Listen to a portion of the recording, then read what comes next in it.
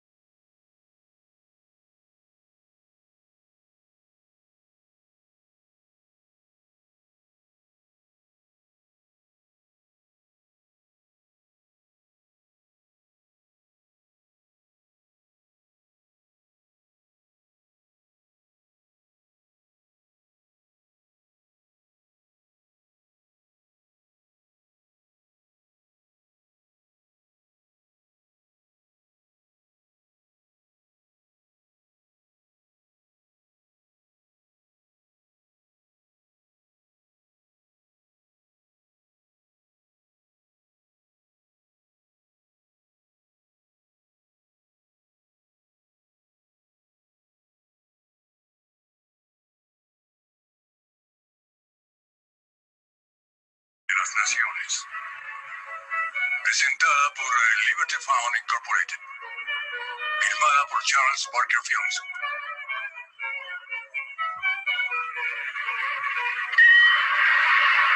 Si observamos las comodidades de que goza cualquier trabajador en una sociedad civilizada y próspera, nos daremos cuenta de que la cantidad de personas cuyo trabajo, por lo que sea, fue necesario para proporcionarle esas comodidades, supera todo cálculo. Por ejemplo, el abrigo con que se cubre el obrero es resultado del trabajo conjunto de un gran número de artesanos. El pastor, el esquilador de ovejas, el clasificador y el peinador de lana, el hilador, el tejedor, el batanero, el sastre y muchos otros tuvieron que aumentar sus habilidades para convertir en realidad ese producto casero.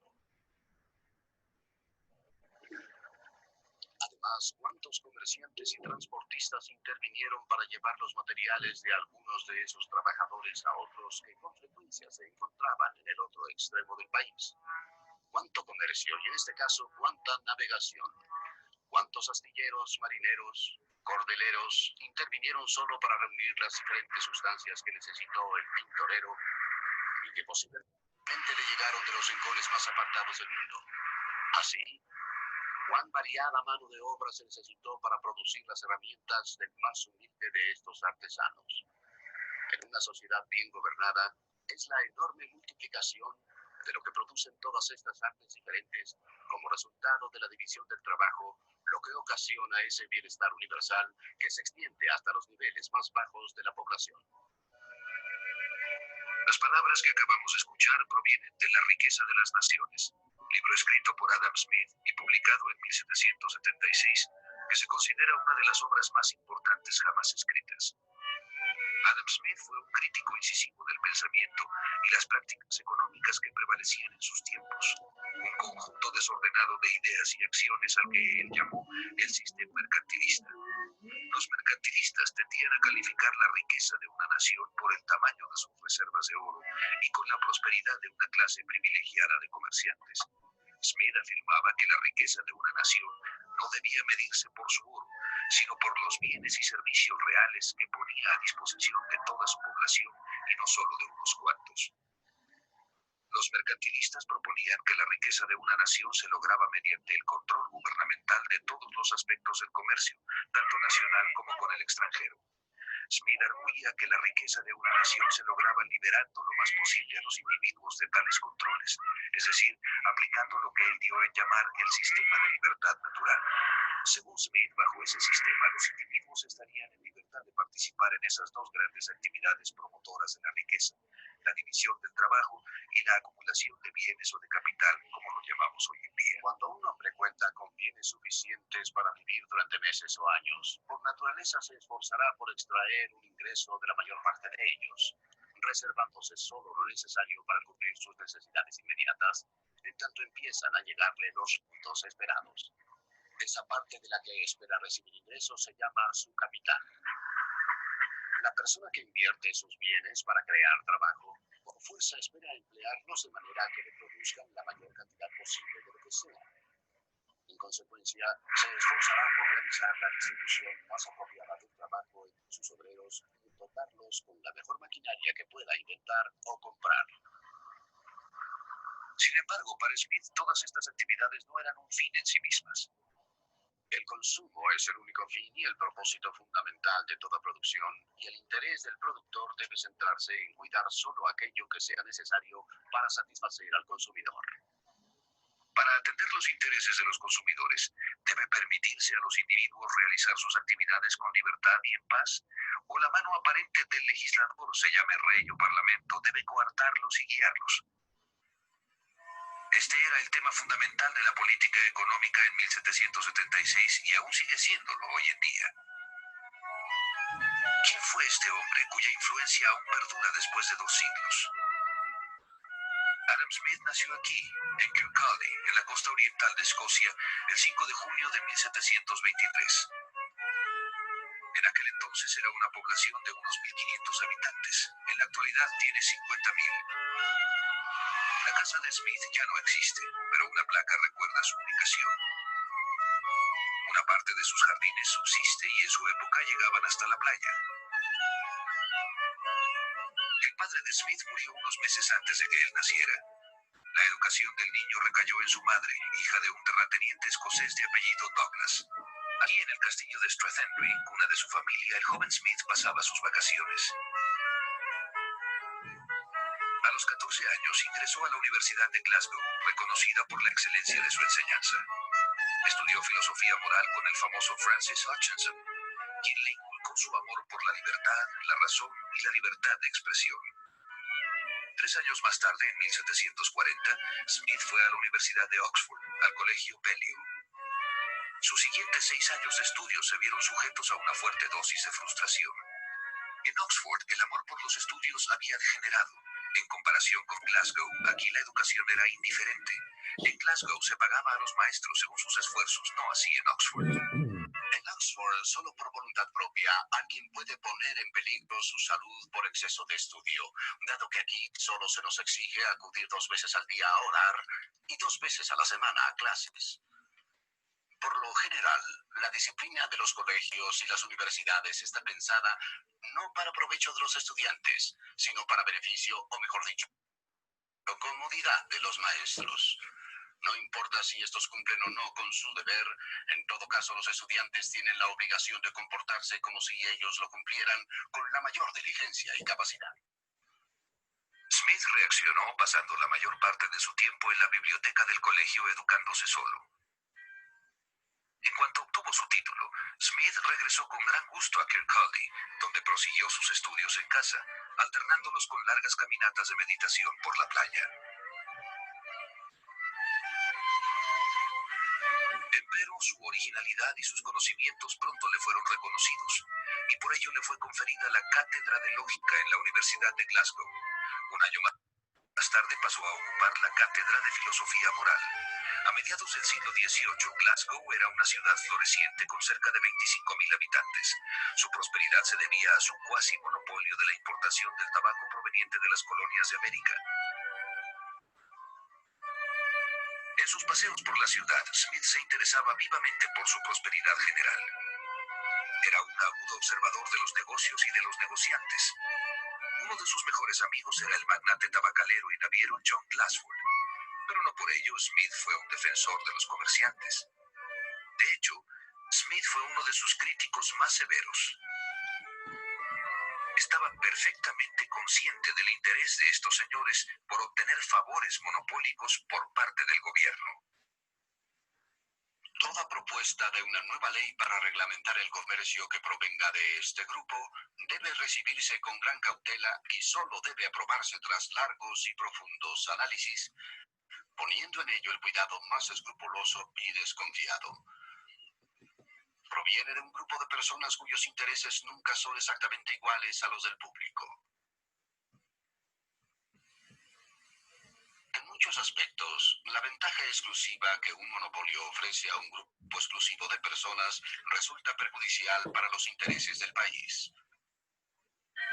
En las universidades escocesas de la época, economía política y filosofía moral se enseñaban conjuntamente. La obra que trajo fama inicialmente a Adam Smith fue sobre ética y no sobre economía, la teoría de los sentimientos morales. En ella, Smith argumentaba que al hombre no solo lo motiva el egoísmo, sino también algo que parece ser lo opuesto, un sentimiento en favor de los demás que Smith definió como simpatía. Por mucho que se pretenda calificar de egoísta al hombre, es evidente que en su naturaleza existen ciertos principios que lo llevan a preocuparse por los demás y que hacen que el bienestar ajeno le sea necesario, aunque lo único que obtenga de ello solo sea el gusto de observarlo. La psicología de Smith consideraba que el hombre estaba sujeto a la interacción entre dos tendencias complejas y complementarias, egoísmo y generosidad. El libro surgió de sus clases en la universidad y fue sumamente bien recibido. Uno de sus alumnos, James Boswell, comentó: Los sentimientos del señor Smith son notablemente profundos y bellos. Su carácter es en verdad amable. Nada tiene de esa rigidez y pedantería que con suma frecuencia exhiben los catedráticos. En 1763, Smith, que estaba por cumplir 40 años, fue contratado por el ilustre Charles Townshend, quien admiraba profundamente la teoría de los sentimientos morales, como tutor de su hijastro Henry, tercer duque de Buccleuch. Ambos deberían pasar 3 años recorriendo toda Europa. Smith recibiría 300 libras anuales más sus gastos y además 300 libras de renta anual para el resto de su vida. Smith se benefició muchísimo con este largo viaje, en especial por sus relaciones con los economistas franceses. Finalmente, el joven duque y Smith llegaron a Toulouse, donde permanecieron año y medio. Allí, Smith empezó a sentirse sumamente inquieto. La vida que llevaba en Glasgow ahora me parece agradable y disipada en comparación con la que llevo aquí. He comenzado a escribir un libro para pasar el tiempo. Este libro iba a ser La riqueza de las naciones, cuya gestación duraría 13 años. Cuando terminó el viaje, Smith regresó a Kirkcaldy y dedicó toda su atención a lo que acabaría siendo su obra magna. Mi trabajo aquí es el estudio. Mis pasatiempos son largas y solitarias caminatas por la playa. Sin embargo, me siento en extremo feliz, tranquilo y satisfecho. Quizá nunca lo haya estado tanto en toda mi vida. Pero habrían de transcurrir otros 12 años antes de que el libro estuviese listo para imprimirse. Durante todos esos años de trabajo, Smith no descuidó su amplio círculo de amigos. Se reunía con David Hume y se escribía con Benjamin Franklin. Smith formó parte del círculo del Dr. Johnson, junto con Boswell, que fuera su alumno, Garrick el actor, Goldsmith el dramaturgo, el estadista Edmund Burke, el pintor Sir Joshua Reynolds y Robert Adam el arquitecto. Sus amigos lo instaban constantemente a que terminara su libro. Por fin, el 9 de marzo de 1776, el libro salió de las prensas y de inmediato fue aclamado, lo mismo en Gran Bretaña que en el resto de Europa. En los Estados Unidos de Norteamérica, la riqueza de las naciones fue estudiada con todo cuidado por líderes políticos, por John Adams, primer vicepresidente y segundo presidente del país. Las ideas meditadas durante 25 años habían cristalizado.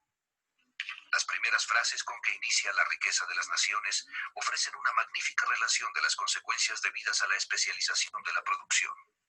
El mayor avance de los poderes productivos de la mano de obra, así como gran parte de la capacidad, destreza y buen juicio con las cuales se dirige o aplica, parece ser los efectos de la división del trabajo. En la sociedad mercantil en su conjunto, los efectos de la división del trabajo podrán comprenderse mejor si se examina la forma en que funciona en ciertas industrias en particular. Analicemos como ejemplo algo tan simple como las actividades de un fabricante de clavos.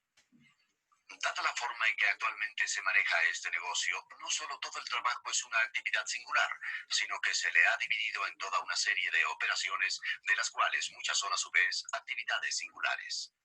Un primer obrero estira el alambre, otro lo endereza, un tercero lo corta, un cuarto le hace la punta, un quinto lima el extremo donde irá a la cabeza. Si armarlos es una actividad singular, pulirlos no lo es menos. Y de esta manera, la parte medular de la fabricación de clavos se divide en unas 18 operaciones distintas. Esta división del trabajo no tuvo su origen en la genialidad de algún ser humano que previó y se propuso alcanzar el bienestar general al que se da lugar. Es la consecuencia necesaria, si bien muy lenta y gradual, de cierta inclinación de la naturaleza humana que no pretende tales beneficios. La propensión a trocar, permutar e intercambiar una cosa por otra.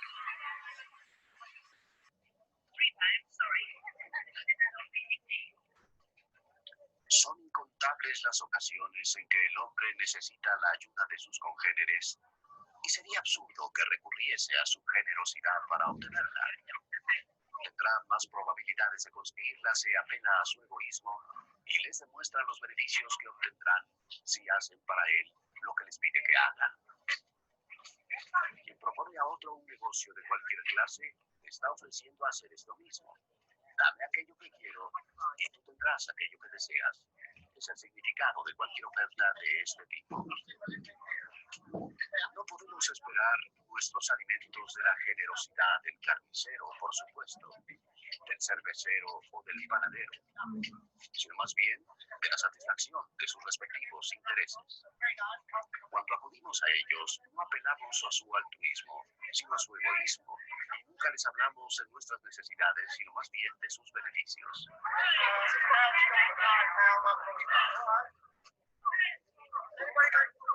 Todo individuo no cesa de buscar la inversión más rentable para el capital con que cuenta, y lo que tiene en mente es su propio beneficio y no el de la sociedad. Pero en esto, como en muchas otras cosas, una mano invisible le conduce hacia un fin que no forma parte de sus propósitos personales.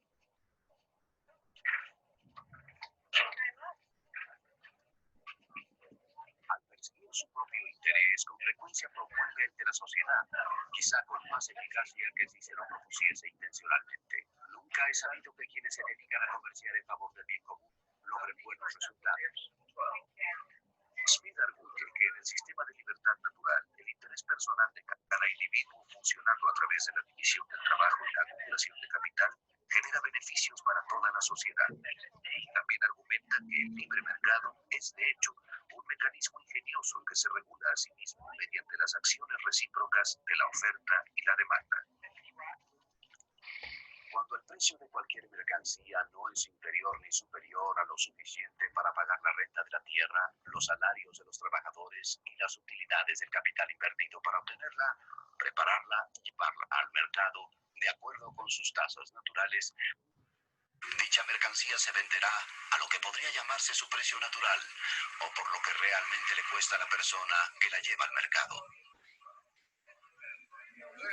No trouble. You sold them easy enough. These plums are terrific value there compared to other fruit. You tend to shift a few of those. There's Gaviola's as well. They're a bit cheaper. £2 for 5, 10 for 6. It's all in lovely, travelling hard condition. All over potatoes. Very, very short. Selling fast. What else, you know? El precio real al que normalmente se vende una mercancía se conoce como su precio de mercado. Puede ser superior, inferior o el mismo que su precio natural. Cuando la cantidad de cualquier mercancía que se ofrece en el mercado es inferior a la demanda que genera, de inmediato dará origen a una competencia y el precio del mercado se elevará más o menos por encima del precio natural. Cuando la cantidad de cualquier mercancía que se ofrece en el mercado es superior a la demanda real, el precio del mercado caerá más o menos por debajo de su precio natural. Last Wednesday, 15163. Yeah, and they're green. They're fresh in and green, they will suit you.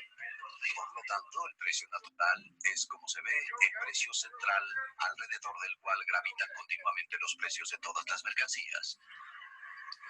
El precio de monopolio es en cualquier circunstancia el más alto que puede cobrarse. Por el contrario, el precio natural o precio de libre mercado es el más bajo que puede pedirse. Smith consideraba que los monopolios eran ante todo concesiones especiales que el gobierno otorgaba a ciertas personas o grupos favorecidos, algo parecido a los privilegios exclusivos que se otorgaban a los gremios medievales. La pretensión de que los gremios son necesarios para la buena regulación del comercio no tiene ningún fundamento. Quien sepa cómo fabricar un producto en una forma adecuada puede realizarlo en los suburbios y después introducirlos en secreto a la ciudad lo mejor que pueda. Otro ejemplo sobresaliente era el sistema colonial británico, que funcionaba esencialmente en favor de los intereses particulares de ciertos comerciantes británicos. Los comerciantes de Inglaterra solicitaron al Parlamento que en el futuro limitara a los agricultores de América a comerciar exclusivamente con ellos, obligándolos primero a comprar en Europa todos los bienes que necesitaran y segundo, a vender a dichos comerciantes las cantidades de mercancía que estos consideraran conveniente comprarles. Gran Bretaña prohíbe en forma terminante la construcción de hornos de fundición en todas sus colonias de América. Se opone a que sus colonos se dediquen a estas actividades especializadas, ni siquiera para su propio consumo, pero insiste en que compren a sus comerciantes y fabricantes todos los bienes de este tipo que necesiten. Prohibir a un gran pueblo que saque el mayor provecho de cada partida de sus propias mercancías o que emplee su capital y sus conocimientos en la forma que estime más conveniente para sus intereses es una violación manifiesta de los derechos humanos más sagrados. La defensa de los derechos de las colonias que hace Smith solo refleja su compromiso por la libertad. El sistema de libertad natural, obvio y sencillo, se instaura espontáneamente cuando se eliminan todos los sistemas preferenciales o restrictivos. Mientras no violen las leyes de la justicia, todo hombre estará en total libertad de perseguir sus intereses como mejor le plazca y de poner a competir sus conocimientos y su capital contra los de los demás hombres o grupos de hombres. ¿Cuál es la función del gobierno según la filosofía de Smith? De acuerdo con el sistema de libertad natural, el gobernante de un estado solo tiene 3 tipos de asuntos que atender, evidentes y comprensibles para cualquier persona. Primero, la tarea de proteger a la sociedad de la violencia y la invasión de otras sociedades independientes. Segundo, la tarea de proteger a todo miembro de la sociedad de la injusticia o la opresión de todos los demás miembros de la misma. Tercero, la tarea de construir y dar mantenimiento a ciertas obras e instituciones públicas que ningún individuo o pequeño grupo de individuos tendría interés en construir y mantener, porque su rentabilidad nunca les permitiría recuperar la inversión que dichas obras le implicaría. Empero, no parece menester que el dinero para esas obras públicas deba extraerse de lo que normalmente ha dado en llamarse el ingreso público. En casi todos los casos, una carretera, un puente, un canal navegable puede construirse y mantenerse con una pequeña cuota que se cobre a los vehículos o las embarcaciones que lo utilicen. En consecuencia, Adam Smith recomienda un mínimo de funciones para el gobierno y advierte el peligro de los gobiernos demasiado ambiciosos. Las grandes naciones nunca empobrecen por la prodigalidad y los errores de sus ciudadanos, sino por el despilfarro y los malos manejos de sus gobernantes. Por lo mismo, es de suma impertinencia y arrogancia que reyes y ministros pretendan vigilar la economía de los ciudadanos, puesto que precisamente los reyes y los ministros son siempre y sin excepción los más grandes despilfarradores de la sociedad.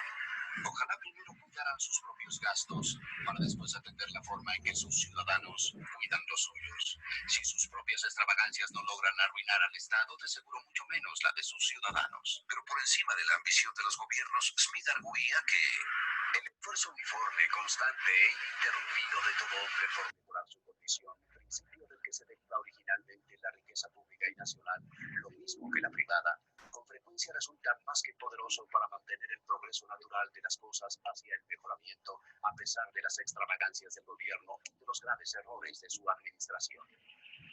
Como ese principio desconocido de la vida animal que a menudo restaura la salud y el vigor, a pesar no solo de la enfermedad, sino de las recetas absurdas del médico. Smith promueve y favorece un gobierno limitado, pero incluso este necesita una fuente de ingresos.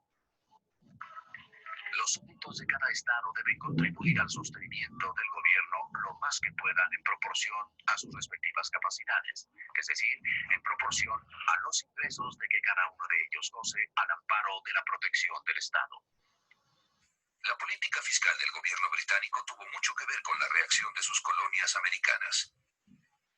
El Parlamento de Gran Bretaña insiste en gravar a las colonias, y éstas se oponen a ser gravadas por un parlamento en el que no tienen representación.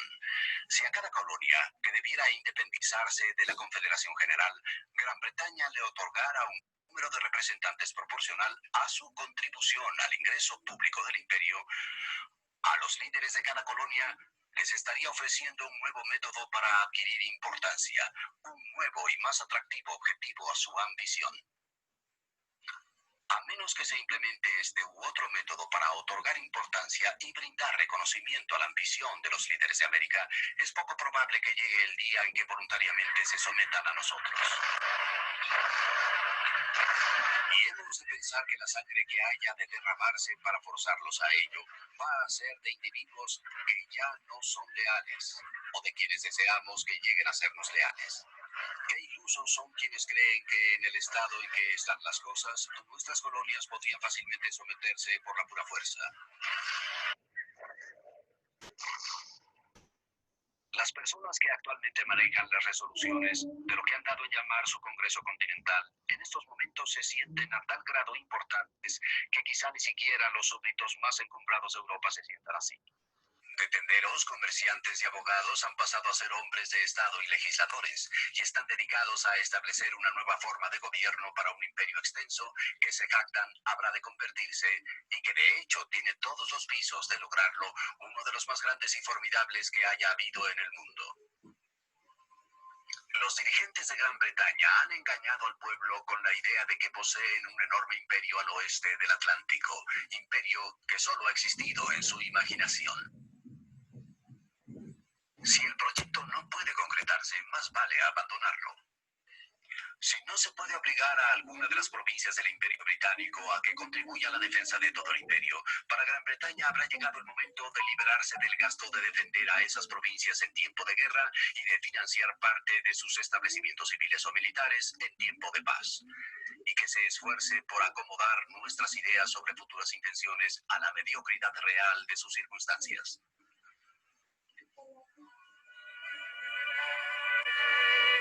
Adam Smith vivió sus últimos días en Edinburgh, en esta casa. En el verano de 1790 su salud decayó, y un domingo por la tarde se dio cuenta de que ya no podía seguir sentado con sus viejos amigos como siempre.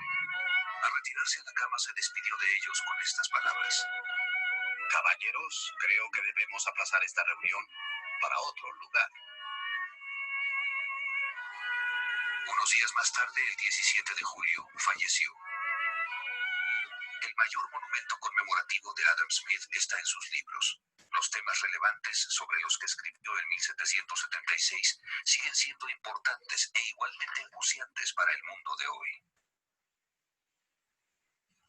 El hombre orientado a los sistemas parece imaginar que puede acomodar a los diferentes miembros de una gran sociedad con la misma facilidad con la que una mano coloca las distintas piezas sobre el tablero de ajedrez. No toma en cuenta que las piezas no tienen otro principio de movimiento que el que la mano ejerce sobre ellas. Pero en el gran tablero de ajedrez de la sociedad humana, cada una de las piezas posee un principio de movimiento propio que en nada se parece al que el legislador quiere ejercer sobre ellas.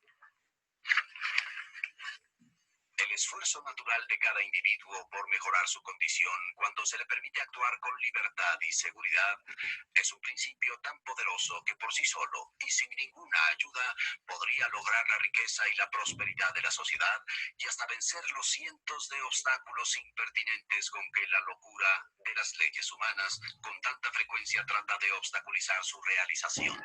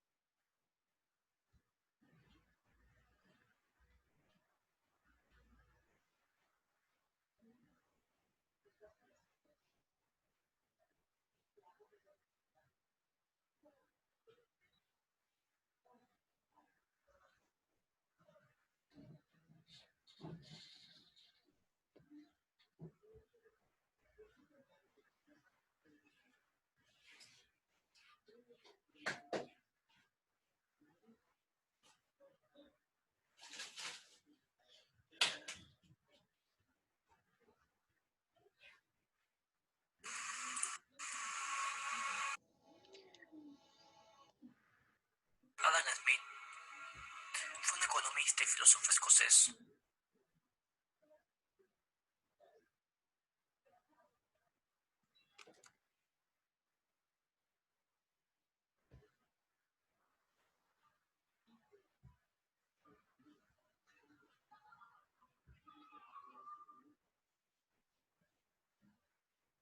Vamos a continuar con otro video para que fortalezcamos la información que vamos a desarrollar para un ensayo que se realizará de Adam Smith y de Ricardo. Continuamos. Uno de los mayores exponentes de la economía clásica, Adam Smith basaba su ideario en el sentido común Frente al escepticismo, defendía el acceso cotidiano e inmediato a un mundo exterior independiente de la conciencia. Este pensador escocés creía que el fundamento de la acción moral no se basaba en normas ni en ideas nacionales, sino en sentimientos universales, comunes y propios de todos los seres humanos. En 1776 publicó La riqueza de las naciones, sosteniendo que la riqueza procede del trabajo de la nación. El libro fue esencialmente un estudio acerca del proceso de creación y acumulación de la riqueza, tema ya abordado por los mercantilistas y fisiócratas, pero sin el carácter científico de la obra de Adam Smith.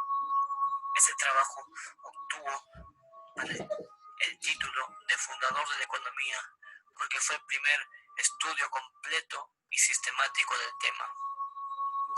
Adam Smith Douglas Jr.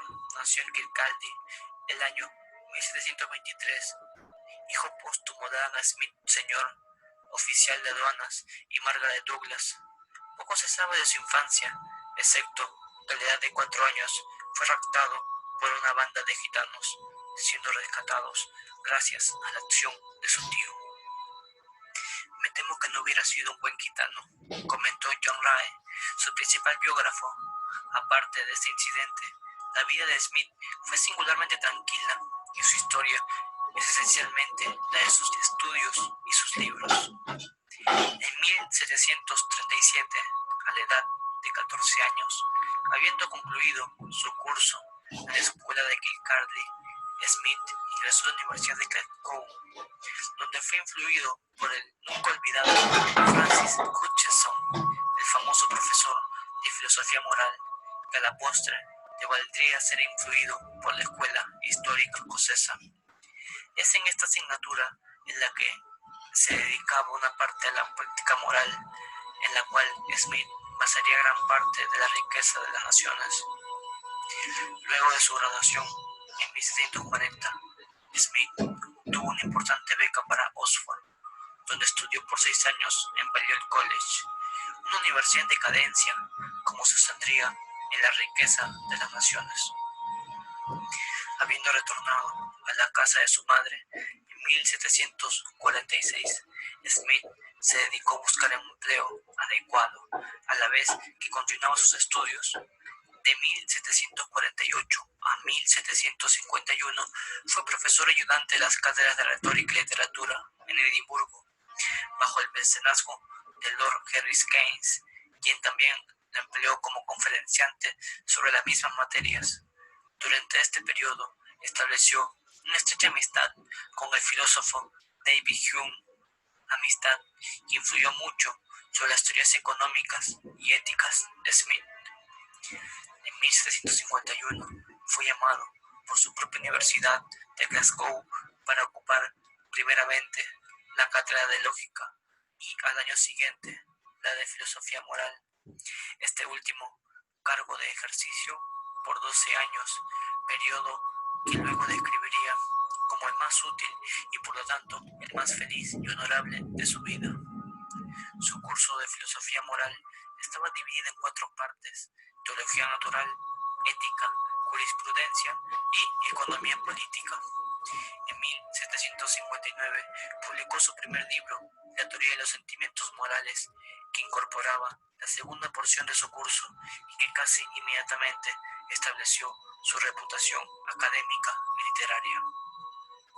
Publicó un ensayo sobre la primera formación de los idiomas, que fue incluido como apéndice en posteriores ediciones de los sentimientos morales. En 1763, el poderoso aristócrata Charles Townshend ofreció a Smith una pensión vitalicia a cambio de que sirviera como tutor de su hijastro, el tercer duque de Buccleuch, durante un viaje de 3 años por Suiza y Francia. En este viaje conoció a los fisiócratas franceses, entre ellos Quesnay y Turgot, que defendían la economía y política basada en la primacía de la ley natural, la riqueza y el orden, y se encontró con su viejo amigo David Hume. También conoció a otros pensadores ilustrados como Voltaire, Benjamin Franklin, Diderot, D'Alembert y Necker. En 1766, la repentina enfermedad y muerte de Hugh Scott, el hermano del duque, puso fin al viaje, forzando un repentino retorno a Gran Bretaña. Smith se inspiró en esencia en las ideas de Francois Quesnay y Janet Robert Jacques Talbot para construir su propia teoría, que establecería diferencias respecto a la de estos autores. Durante los siguientes 7 años vivió como su padre, el Kincardine, dedicando la mayor parte de su tiempo en su siguiente libro, La riqueza de las naciones. Este libro también lo describió como feliz. Quizás nunca estuve tan feliz en toda mi vida. En 1779 viajó a Londres, llevándose su manuscrito consigo, y durante 5 años vivió en Londres, donde su círculo de amigos incluía a Egbert Gibbon y Edmund Burke. En esa época murió su amigo David Hume, motivo que llevó a Adam a publicar la carta a William Strahan a modo de obituario. Debido a sus libros, especialmente críticos de la religión, los elogios a Hume provocan grandes protestas en todo el Reino Unido. Smith habría de anotar después: una simple e inofensiva hoja de papel me causó 10 veces más vituperios que el violento ataque que realicé en contra de todo el sistema comercial de Gran Bretaña. Fue nombrado director de aduana en Edimburgo en 1778, puesto que desempeñó hasta su muerte el 17 de julio de 1790 a causa de una enfermedad, viviendo con su madre y su prima Janet Douglas en Edimburgo. En 1787 fue nombrado rector honorífico de la Universidad de Glasgow, cargo que ocupó hasta 1789. Lleno de honores, Adam Smith murió a la edad de 67 años. Su célebre obra sistematiza de manera científica las bases del capitalismo moderno y presentó su justificación teórica en una forma que marcaría el pensamiento de los demás economistas del siglo XIX, a favor y en contra, y que en parte sigue inspirando a los defensores del mercado libre incluso hoy en día. Sin embargo, pese a su importancia para la historia de la ciencia económica, es importante recordar que Smith no era únicamente un economista. De hecho, en sus tiempos, la economía aún no se había desarrollado como disciplina independiente. La amplitud de sus intereses, que abarcaban no solo economía, ética, filosofía, política y jurisprudencia, sino también literatura antigua y moderna, lingüística, simplemente un economista del siglo XIX, bases del capitalismo moderno, y en contra, y que en parte sigue inspirando a los defensores. Su célebre obra sistematiza de manera científica las bases del capitalismo moderno y presentó su justificación teórica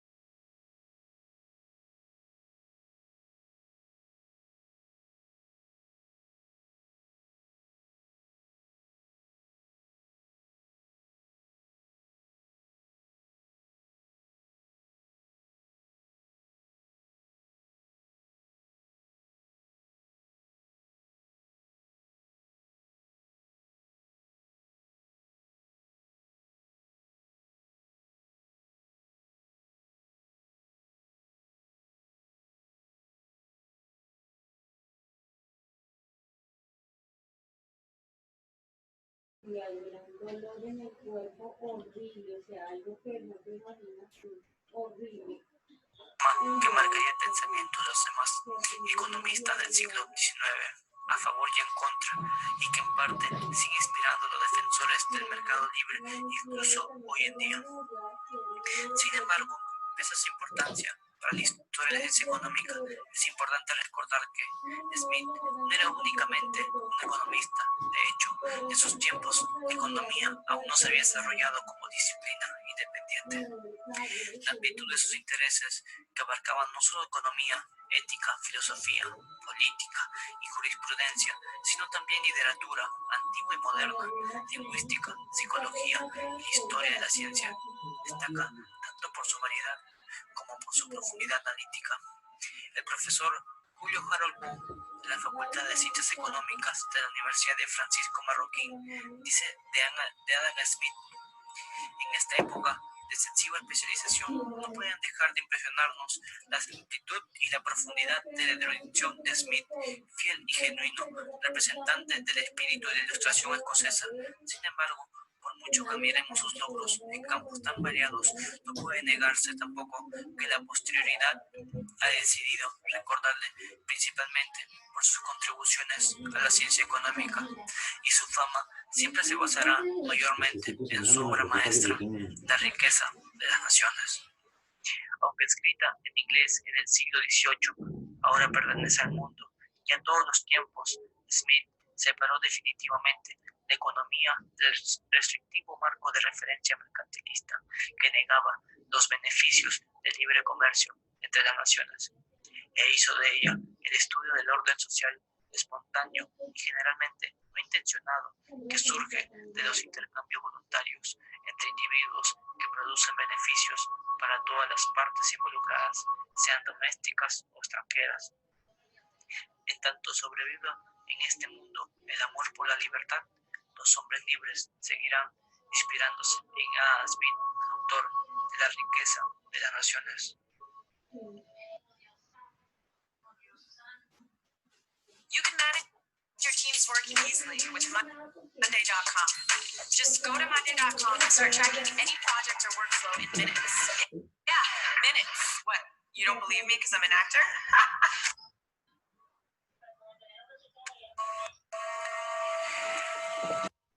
La teoría de los sentimientos morales, en 1759, empieza por la explicación de todas las conductas humanas en las cuales el egoísmo no parece desempeñar un papel determinante, como aseguraba Hobbes. Sin embargo, sí confiere razón a los postulados de Thomas Hobbes, en que la primera tendencia del ser humano es la del amor hacia sí mismo. De ahí que se ve obligado a controlar y dominar su egoísmo, elemento fundamental para que la vida en comunidad no se convierta en una guerra de todos contra todos. Lo que se expone entonces es el proceso de simpatía o empatía, a través del cual un sujeto es capaz de ponerse en el lugar de otro, aun cuando no tenga beneficios de ello. Adam Smith lo explica por la influencia de la necesidad de ser aprobado por los demás. Con esto se busca criticar a la concepción utilitarista, como aparece en Hume. El desarrollo de la obra lleva al descubierto del espectador imparcial la voz interior que dictaría la propiedad o impropiedad de las acciones. A lo largo de la obra, el autor explica el origen y funcionamiento de los sentimientos morales. El sentimiento, el resentimiento, la venganza, la virtud, la admiración, la corrupción y la justicia. El resultado es una concepción dinámica e histórica de los sistemas morales, en oposición a las visiones más estáticas como las determinadas por las religiones. En términos filosóficos, la naturaleza humana estaría diseñada para avanzar fines o causas finales que no necesariamente son conocidos por los sujetos que se guían por las causas eficientes. La riqueza de las naciones. En 1776, Adam Smith publicó su obra, Una investigación sobre la naturaleza y las causas de la riqueza de las naciones, o simplemente La riqueza de las naciones. Después de más de 10 años de trabajo, por la cual es considerado por muchos especialistas el padre de la economía política, esta obra representa el intento por por diferenciar la economía política de la ciencia política, la ética y la jurisprudencia. Un elemento fundamental para esta diferenciación fue la crítica al mercantilismo, corriente heterogénea que venía desarrollando nociones económicas desde el siglo XV, más vinculada a los imperios coloniales que a la naciente revolución industrial. Él mismo consideraba esta serie de volúmenes como una exposición parcial para su obra más amplia sobre los principios generales de la ley y el gobierno y de las diferentes revoluciones que en estas se han producido en las diferentes épocas y periodos de la sociedad, obra que deseaba escribir pero que nunca llegó a completar. Más aún, incluso en La riqueza de las naciones, para Smith, la ciencia económica era mucho más que la teoría de precios, producción y distribución, moneda y banca, finanzas públicas, comercio internacional y crecimiento económico, campos que hoy en día se consideran como especialidades en sí mismos. Todos estos temas se discuten en el libro, pero también incluyen detalladas discusiones sobre temas tan diversos como la historia eclesiástica, demografía, política, educacional, ciencias militares, agricultura y asuntos coloniales. Según la tesis central de la riqueza de las naciones, la clave del bienestar social está en el crecimiento económico que se potencia a través de la división del trabajo y la libre competencia. Según esta tesis, la división del trabajo, a su vez, se profundiza a medida de la amplia extensión de los mercados y por ende la especialización. Por su parte, Adam Smith considera la libre competencia como el medio más idóneo de la economía, afirmando las contradicciones.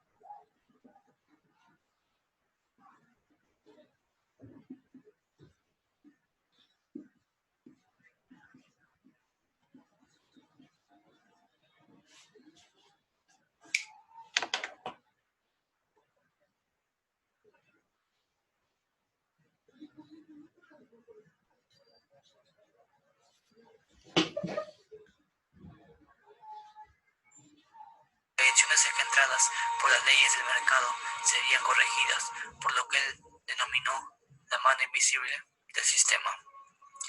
Una particularidad de la obra es el planteamiento de que, gracias a las apelaciones y al egoísmo, las particulares se logra el bienestar general. Al respecto, Adam Smith afirmaba que el hombre necesita casi constantemente la ayuda de sus semejantes y es inútil pensar que lo atenderían solamente por benevolencia. No es la benevolencia del carnicero o del panadero la que los lleva a procurarnos nuestra comida, sino el cuidado que prestan a sus intereses. Esto es muchas veces interpretado de forma imprecisa, como que simplemente el egoísmo lleva el bienestar general. Sin embargo, pasajes tanto de esta obra como de los sentimientos morales dejan en claro que en un sistema económico el interés personal no es la única motivación, ya que si esta fuera, toda negociación resultaría imposible. El ser humano es capaz de comprender el interés personal de su compañero y de llegar a un intercambio mutuamente beneficioso, la empatía con el egoísmo del otro, en donde acentúa la siguiente frase: dame lo que necesito y tendrás lo que deseas. El reconocimiento de sus necesidades es la mejor forma de satisfacer las necesidades propias. El pensador y economista escocés subraya que la mayor parte de estas necesidades humanas se satisfacen por intercambio y por compra. La obra incluye a una filosofía de historia donde la propensión a intercambiar exclusiva del hombre se convierte en el motor del desarrollo humano, porque permite la suficiente creación de riqueza y generación y acumulación de capital para poner en práctica la división del trabajo. Debido, por tanto, a la empatía y la división del trabajo, se potencia el crecimiento económico, clave del bienestar social. Esta obra constituye también una guía para el diseño de la política económica de un gobierno. Los beneficios de la mano invisible del mercado solo se obtendrá en una sociedad bien gobernada. Entre sus aportes más importantes se destaca la diferenciación clara entre el valor de uso y el valor de intercambio, el reconocimiento de la división del trabajo, entendida como especialización de tareas para la reducción de costos de producción, la predicción de posibles conflictos entre los dueños de las fábricas y los trabajadores mal asalariados, la acumulación del capital como fuente para el desarrollo económico, la defensa del mercado competitivo como mecanismo más eficiente de asignación de recursos. Sus preocupaciones sociales, contrariamente a lo que le achacan algunos críticos debido a los extremos a que el neoliberalismo lleva sus ideas, Adam Smith conocía los peligros que conllevaba su ecuación económica. Estaba convencido de que un hombre que pasa toda su vida para completar unas pocas operaciones simples cuyos efectos son siempre los mismos, no tiene tiempo para desarrollar su inteligencia ni para practicar su imaginación. El resultado es la pérdida del hábito de ejercer sus facultades y la alienación del individuo. Por ello afirmó que el Estado debería impulsar e incluso imponer la educación pública de las clases trabajadoras. De hecho, Adam Smith criticó las vidas miserables que sufrían muchos de sus compatriotas y advirtió que ninguna sociedad puede ser próspera ni feliz si la mayor parte de los miembros son pobres y miserables. Influencia. En marzo de 1776 se publicó finalmente La riqueza de las naciones. La obra tuvo un éxito inmediato y duradero. La primera edición se agotó en 6 meses y durante la vida de Smith se publicaron 5 ediciones. Además, en cuestión de 3 décadas se había traducido a por lo menos 6 idiomas extranjeros: danés, 3 versiones francesas, alemán, italiano, español y ruso. La investigación sobre la naturaleza y causa de la riqueza de las naciones ha estado sujeta a todo tipo de interpretaciones. Entre ellas, David Ricardo realizó una crítica a la obra, desarrollando más la teoría del valor-trabajo y conceptos tales como el capital y la producción. Carlos Marx sigue la línea de que el trabajo es la esencia del ser humano, pero discrepa en cuanto a la intervención del Estado en los mercados. Milton Friedman y Rose Friedman se centran en temas como la mano invisible y el papel del Estado. Milton y Rose Friedman describen la libertad de elegir basados en la doctrina smithiana del libre comercio.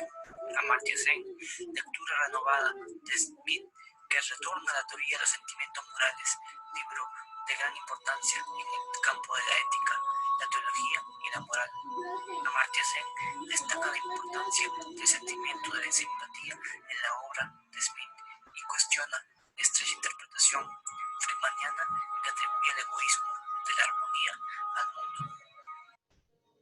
Antes de su muerte, Smith había ordenado la destrucción de la mayoría de los otros manuscritos inéditos, entre los cuales probablemente se encontraban sus conferencias sobre la religión natural y sobre la jurisprudencia, lo mismo que sus lecciones sobre retórica. La mayor parte de este material probablemente se perdió para siempre, aunque ciertas partes han sido recuperadas indirectamente en la forma de apuntes tomados por los estudiantes en los años 1762, 1764. En efecto, en 1895, el profesor Edwin Cannan de la London School of Economics se enteró de la existencia en manos de una abogada de Edimburgo de un manuscrito que identificó como los apuntes de clase tomados por un estudiante de un curso sobre jurisprudencia dictado por Smith. Poco antes de su viaje a Francia, posteriormente se logró establecer que estas conferencias fueron efectivamente dictadas durante la porción del ciclo académico de 1763-1764 que precedió su partida. Cannan editó esos apuntes y lo publicó en 1929 en la Biblioteca Clements de la Universidad de Michigan. Adquirió una colección de documentos que habían pertenecido a Alexander Wedderburn, entre los cuales se menciona un manuscrito que el profesor G.H. Goodrich identificó como un memorando sobre el problema americano, escrito por Adam Smith en 1778. Este manuscrito fue editado por Goodrich y publicado en American Historical Review. Finalmente, 2 ediciones de apuntes de clases fueron descubiertos por el profesor John Dotian en 1958. Uno de estos correspondía a un curso de retórica y letras dictado por Smith en Glasgow en la sesión de 1762-1763. Estos apuntes fueron editados por Dotian, publicados bajo el título Lectures on Rhetoric and Belles Letters. Adam Smith y el comercio internacional. La teoría clásica del comercio internacional tiene sus raíces en la obra de Adam Smith, que plantea la interacción entre comercio y crecimiento económico según los principios establecidos en sus obras. Los distintos bienes deberían producirse en aquel país en que se desea más bajo su coste de producción y desde allí exportarse al resto de las naciones. Por tanto, define la denominada ventaja absoluta como la que tiene aquel país que es capaz de producir un bien utilizando menos factores productivos que otros, es decir, con un coste de producción menor. Defiende además el libre comercio internacional sin trabas para alcanzar y dinamizar el proceso de crecimiento económico, y este comercio estaría basado en el principio de la ventaja absoluta. Asimismo, aboga por fortalecer y favorecer la movilidad internacional de los factores productivos. Adam Smith, padre de la economía.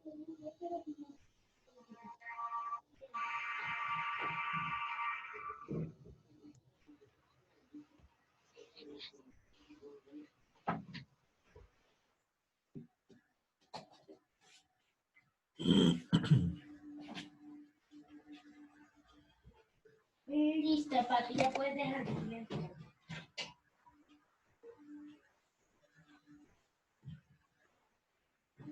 Aquí está el cuaderno de dibujo que me regalaste. El de la inteligencia. Yo no quiero la loca.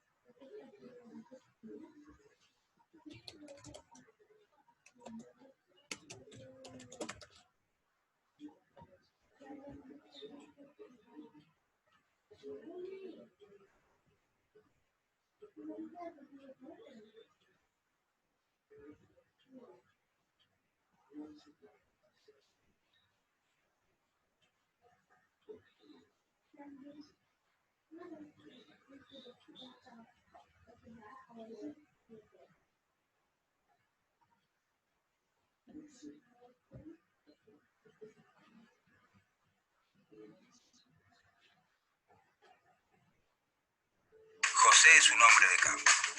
Hace años heredó miles de hectáreas de tierra de parte de su padre, que a su vez las heredó de su padre.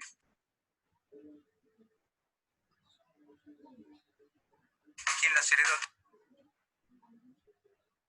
también de su padre, y así hasta llegar al primer José de la familia, que no las heredó de nadie.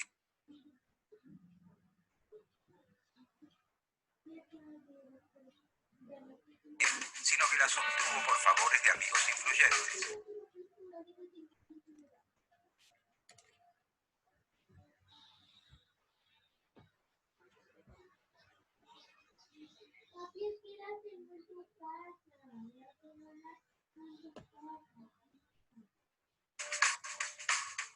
Manuel vive en la... José es un hombre de campo. Hace años heredó miles de hectáreas de tierra de parte de su padre, que a su vez las heredó de su padre, quien las heredó también de su padre, y así hasta Aquí llegar vamos a al hablar de primer David José de su Ricardo. familia, que no las heredó de nadie, sino que las obtuvo por Y favores vamos de a amigos desarrollar el influyentes. ensayo. Primero Adam Smith con las dos versiones Manuel de vive en la información ciudad. que vimos en el video y Hace unos ahorita David meses ha Ricardo decidido para que pedir un crédito desarrollemos para un iniciar segundo un ensayo, emprendimiento. ¿cierto? Sobre estos personajes. Incentivado por un amigo ingeniero agrónomo, Manuel busca dedicarse a la producción de soja para exportar. Luego de asesorarse adecuadamente sobre el cultivo de esta oleaginosa, inicia la búsqueda de campos para llevar adelante su emprendimiento. Las tierras que Manuel quiere utilizar son las más fértiles y cercanas a los puertos, desde donde se exporta la soja al mundo. Por sus bondades, estos campos son los más codiciados para la ganadería y, por sobre todo, para la agricultura. Luego de una extensa búsqueda, Manuel encuentra unas tierras que le parecen las indicadas y se sienta a negociar con su propietario, José. ¿Serán beneficiosas para Manuel las condiciones que exige José para arrendarle su campo? ¿Algún exponente de la historia del pensamiento económico podrá ayudarlo con su negociación?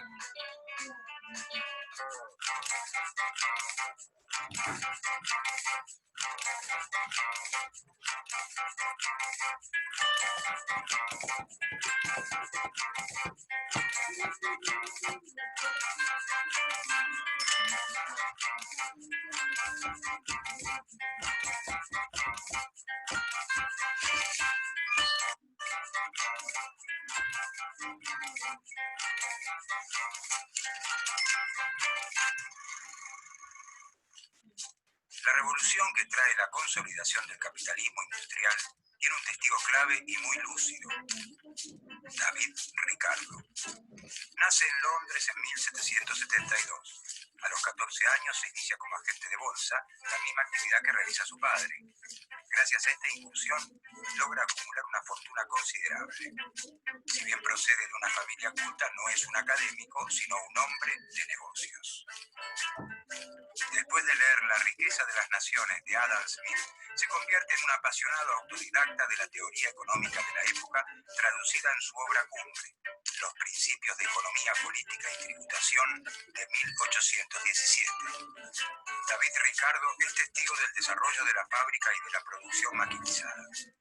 Las fuerzas de la revolución industrial se han desatado de forma incontenible. El capitalismo se consolida definitivamente y se impone sobre los vestigios del régimen feudal.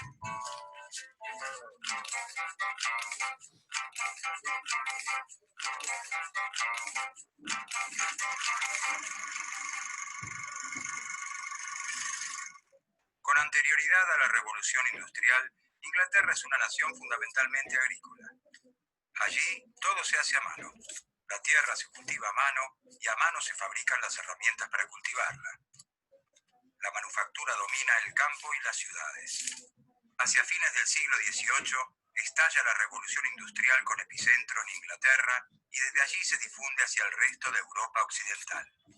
El cambio en la técnica productiva que la caracteriza genera un gran impacto en la sociedad hasta entonces conocida, no solo en el nivel de producción alcanzado, sino también en las relaciones que establecen los hombres y las mujeres al desarrollar su actividad. Los cambios más importantes que se producen se vinculan con una innovación en la fuerza motriz utilizada. En 1769 se inventa la máquina a vapor y el mundo ya no volverá a ser el mismo. La máquina a vapor permite alcanzar niveles de energía y producción muy superiores a los conocidos.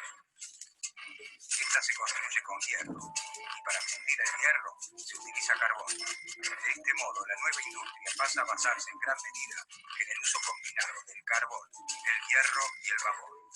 La manufactura, que se basa fundamentalmente en la reunión de trabajadores bajo un mismo techo y en la división de sus tareas, es desplazada por la gran industria.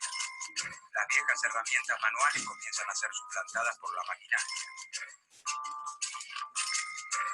El sistema sistema capitalista llega así a su madurez.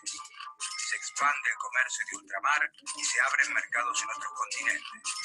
Inglaterra obtiene grandes ganancias y la acumulación de capitales en manos de sus mercaderes constituye una fuente de recursos que alimentará el gran salto de la industria. Este impulso productivo necesita de manos laboriosas que transformen las materias primas en productos finales.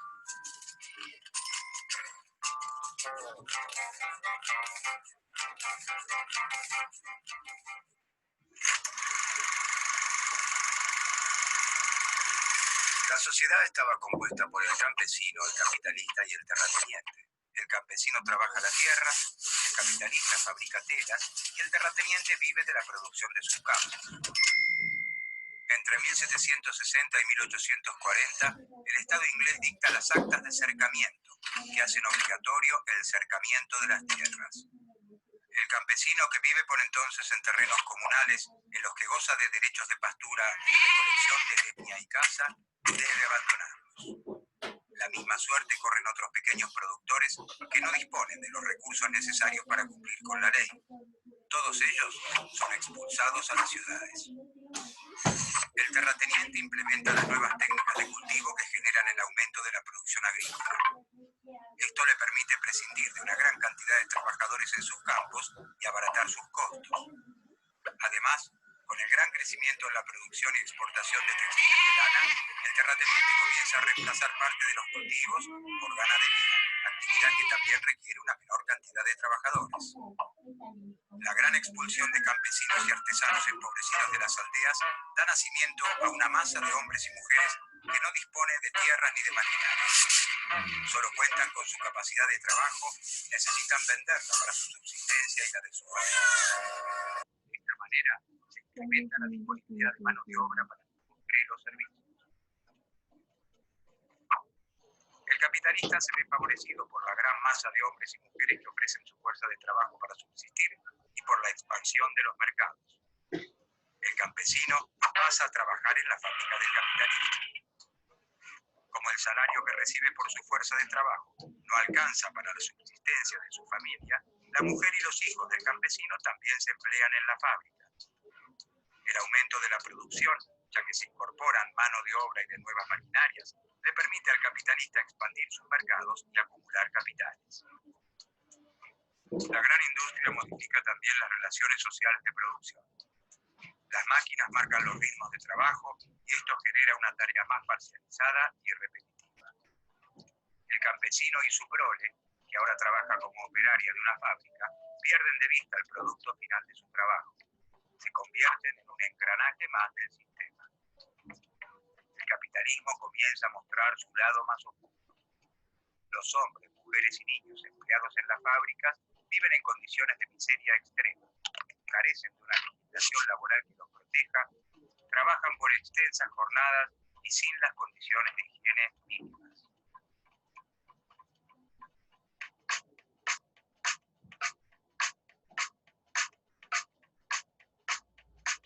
Manuel busca arrendar un campo para iniciar el cultivo de soja. Por eso se sienta a negociar con José. José tiene varias opciones para arrendar sus tierras a productores agropecuarios, por lo que decide sentarse a escuchar la mejor oferta. Si bien la renta que Manuel le ofrece es alta y satisface las expectativas de José, otro productor supera esta oferta y termina arrendando los campos también para producir soja. Esto desmoraliza a Manuel, quien empieza a dudar del éxito de su emprendimiento. ¿Manuel debe insistir con la producción agropecuaria o le conviene buscar otra actividad? Las teorías de David Ricardo podrán ayudar a Manuel.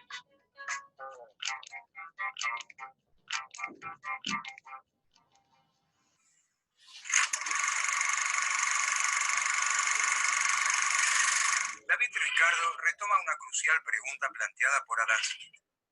¿Por qué los precios son lo que son? Para responder a este interrogante, Ricardo reconoce dos fuentes del valor de los bienes. Por un lado, el trabajo necesario para su producción y por el otro, la escasez o la relación entre la oferta y la demanda.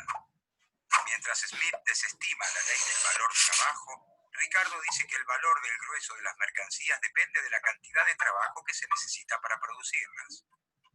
Así, entonces, el precio de un bien está determinado por el trabajo que costó producirlo, pero también por lo difícil que sea conseguirlo.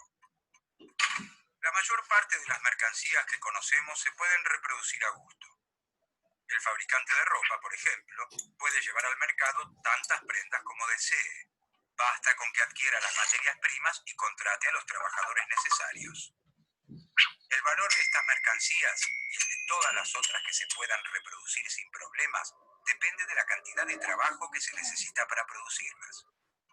Cuanto más trabajo requieren, mayor es su precio. En estas mercancías, las fuerzas del mercado pueden hacer subir o bajar el precio de su valor natural determinado por el trabajo incorporado, aunque solo temporalmente. El precio está regido por el trabajo incorporado. Pero existen otras mercancías que tienen características diferentes. No pueden reproducirse fácilmente, o no pueden reproducirse en absoluto. Si una partida especial de vinos Merlot cosecha 1983 de la región de Burdeos en Francia es de 3 botellas y son 9 los amantes del buen vino que quieren comprarlas, los demandantes competirán por quedarse con la preciada bebida y harán subir el precio hasta valores que pueden no tener ninguna relación con el trabajo que requiere su elaboración. En este tipo de bienes, el valor se determina por la escasez. Su valor es totalmente independiente de la cantidad de trabajo necesario para producirlos. Pero estos son solo una pequeña parte del conjunto de bienes que se intercambian diariamente en el mercado. El grueso de los productos puede ser multiplicado mediante el trabajo casi sin ningún límite, por lo que su valor, dice Ricardo, se rige por el trabajo incorporado y luego se divide entre los ingresos de las 3 clases sociales: el salario de los trabajadores, la ganancia de los capitalistas y la renta de los propietarios de la tierra.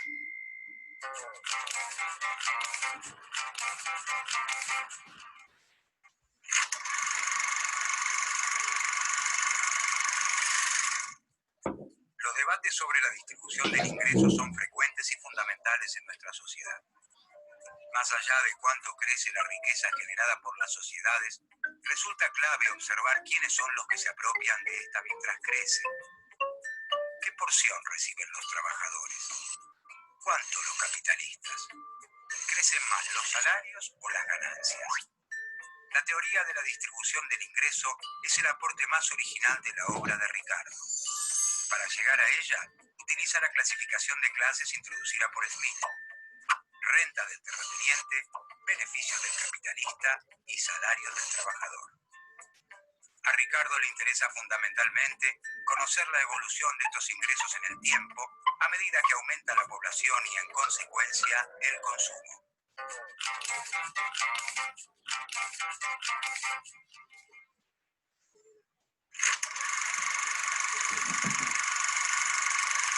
Ricardo asegura que los terratenientes ganan cada vez más. ¿Por qué? La renta es el ingreso que recibe el terrateniente Pedro por permitir el uso de la tierra que le pertenece. Como la tierra no es un bien ilimitado en cantidad ni uniforme en calidad, se paga renta por su uso. Como es lógico, la tierra que primero se cultiva es la que tiene mayor fertilidad y se encuentra bien ubicada geográficamente. A medida que crece la población, es mayor la demanda de alimentos. Entonces se hace necesario explotar nuevas tierras que tienen cada vez una menor calidad y gozan de una peor ubicación. Supongamos que, en la primera tierra que entra en producción, la más fértil, producir una tonelada de trigo requiere 15 horas de trabajo. Esta tonelada de trigo tendrá un valor equivalente a 15 horas de trabajo. Cuando se recurre a tierras de menor calidad o peor ubicadas que demandan mayor trabajo, deben emplearse 20 horas para producir una tonelada de trigo. Entonces el valor del trigo aumenta. Se cambiará ahora por mercancías que implican 20 horas de trabajo. El precio del trigo se determina por la cantidad de trabajo requerido en las tierras menos fértiles, ya que de otro modo estas parcelas no se explotarían. Sin embargo, esto afecta también al trigo producido en las mejores tierras, que aún requieren 15 horas de trabajo. El dueño de las mejores tierras en las que se puede producir en 15 horas recibirá un extra de 5 horas de trabajo, dado que el precio será el correspondiente a 20 horas. Esta es la renta diferencial de la tierra. El beneficio extraordinario siempre queda en manos del terrateniente y no del capitalista, que realiza las inversiones en galpones, abonos, cercas y muros necesarios para poner la tierra en producción. Los capitalistas compiten entre sí y el que se beneficia de esta competencia es el terrateniente.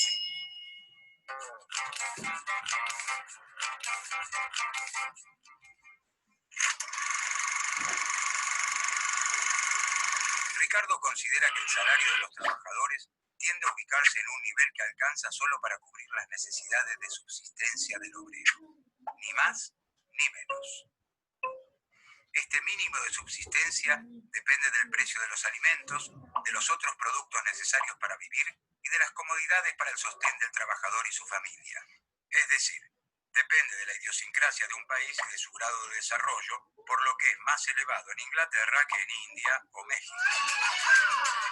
Según Ricardo, los salarios pueden elevarse transitoriamente por encima de este mínimo, pero esta situación no puede prolongarse.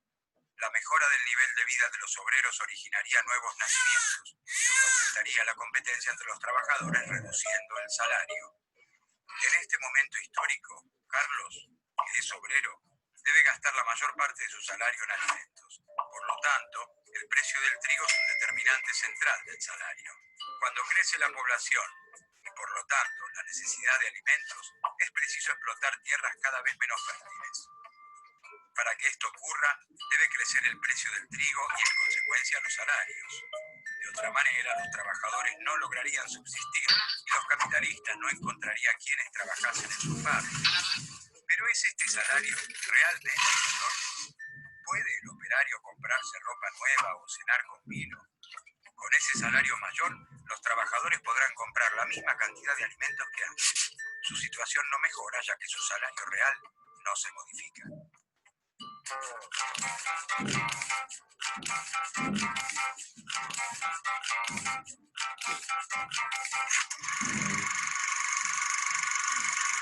Ricardo afirma que el terrateniente se reserva los beneficios del progreso. A medida que el precio de los bienes agrícolas se incrementa, los salarios de los trabajadores aumentan para permitirles subsistir junto a sus familias. Estos salarios deben alcanzar para comprar el cereal a un precio mayor. Como los salarios aumentan, los beneficios del capitalista caen. ¿Por qué aumenta el precio de los cereales y la renta, lo que provoca un crecimiento de los salarios y una caída de las ganancias? Ricardo adjudica este fenómeno a las barreras proteccionistas a la importación de cereales, que permiten mantener alta la renta de la tierra y afectan a los poderosos industriales ingleses. Siempre que esté prohibido importar trigo de otros países, la necesidad de cultivar tierras de peor calidad llevará al aumento del precio del trigo. Esto beneficia a los propietarios de las tierras y perjudica al resto de la sociedad. Ricardo se opone al poder de los terratenientes y afirma que sus intereses están en oposición al interés general de la sociedad. Como remedio contra el aumento de la renta, propone el libre cambio, que en lugar de cultivar las tierras viejas, estrechas y gastadas de Inglaterra, se importen cereales provenientes de las tierras jóvenes e intactas del Nuevo Mundo, que producen a menor costo, como Argentina. Luego de una larga batalla por el libre cambio, la burguesía vence. Logra la abolición de las leyes sobre el trigo. La reforma realizada por el Parlamento inglés en 1831, que anula el impuesto aduanero sobre la importación de granos, significa la victoria de los capitalistas industriales sobre la aristocracia.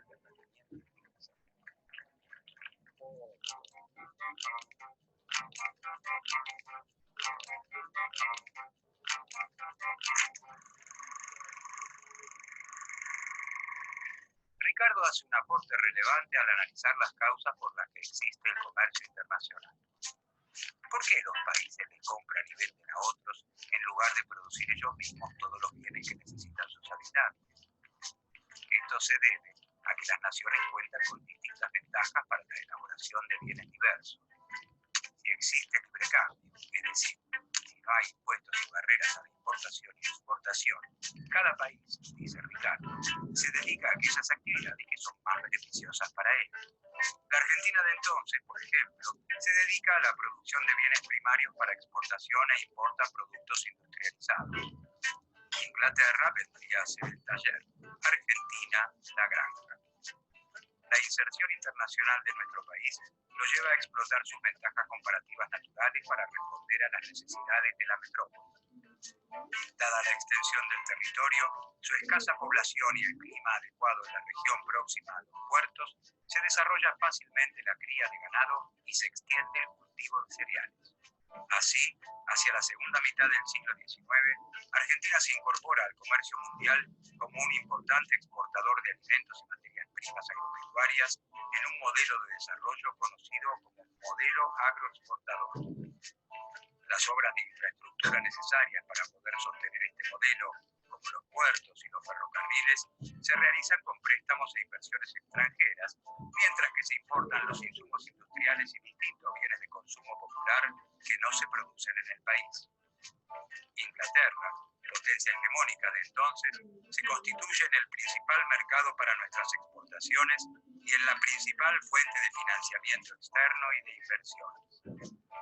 Ellos logran impulsar su proceso de industrialización gracias a nuestro aporte de materias primas y alimentos baratos. La teoría de Ricardo justifica esta división internacional del trabajo y asegura que garantiza el mayor bienestar para todos. ¿A qué se refiere Ricardo con las ventajas comparativas? Aunque un país sea el más eficiente del mundo en la producción de distintos bienes, ¿le conviene especializarse en la producción de aquellos que elabora relativamente mejor e importar el resto de los productos? De modo que el comercio sea posible, comenta Ricardo, la ventaja de dos países debe encontrarse en bienes distintos. Si para ambos países fuera más fácil producir cereales que tejidos, el intercambio no existiría. No les convendría especializarse en ninguno de los dos bienes. Ricardo dice que la especialización de Argentina en trigo y la de Inglaterra en tejidos beneficia a ambos. Tanto Inglaterra como Argentina ganan con el comercio si se dedican a aquellos bienes en los que son más eficientes. ¿Por qué? Si Inglaterra produce tejidos y los exporta e importa trigo de Argentina, obtiene más tejidos y más trigo que lo que obtendría si produjera ambos bienes. Según David de Ricardo, en condiciones de intercambio, se establece una división internacional del trabajo bajo la cual cada país se especializa en producir aquellos bienes en los que posee ventajas comparativas. A Argentina le conviene entonces dedicarse a la producción de bienes agropecuarios, que es la actividad que realiza de forma relativamente más eficiente, e importar del resto de los países los demás bienes.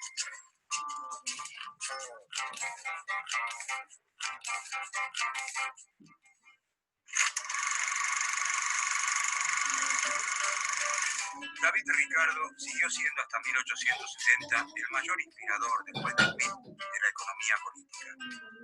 La ley del valor trabajo fue inmediatamente sometida a discusión. De la teoría de Ricardo se derivó una oposición objetiva de intereses entre los trabajadores y los capitalistas que explicaba la lucha de clases. La teoría del valor parecía implicar que el trabajo era la única fuente del valor, por lo que demostraría la explotación del trabajo. También introdujo un conflicto distributivo objetivo. En la sociedad capitalista, todo aumento en los salarios produce una caída en la ganancia a menos que se incremente la productividad.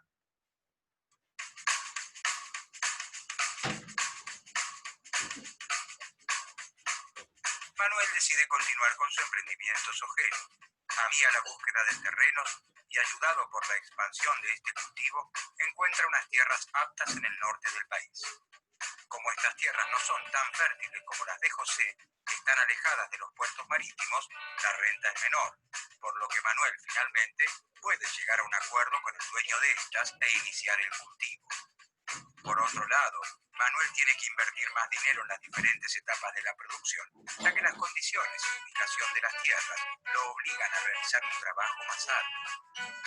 Sin embargo, ahora Manuel es consciente de que, gracias a las ventajas comparativas de Argentina en la producción agropecuaria, su emprendimiento tendrá éxito.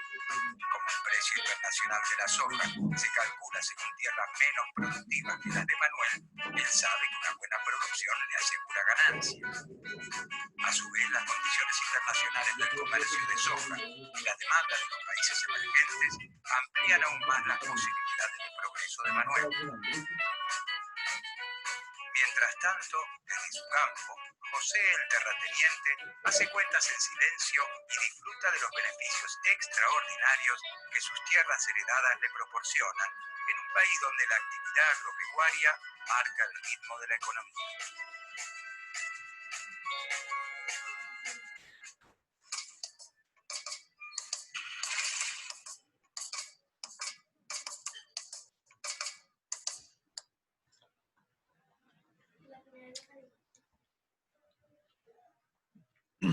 Bueno, muchachos, entonces la idea con el primer video y la no presentación de Adam Smith, ¿cierto? Y la presentación de David Ricardo da para que me desarrollen dos ensayos, o les propongo lo siguiente: uno con desarrollo comparativo entre Adam Smith y David Ricardo, que son muy característicos. Uno toma información del otro y puede generar algunas modificaciones, o me desarrollan dos ensayos independientes para que empecemos a desarrollar la información. ¿Listo? Cordial saludo y nos vemos mañana. Cuídense mucho.